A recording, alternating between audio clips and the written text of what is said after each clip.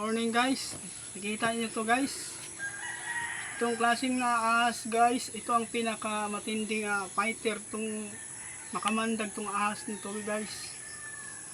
Ito ang pinaka kamandag sa buong mundo guys. Nakita nyo guys oh. Pula-pula yung mata guys. Parang addict to guys oh. Yan guys. Pag nakakagat ng tao to guys, sigurado guys hindi na abuti ng ospital guys. Yan guys oh.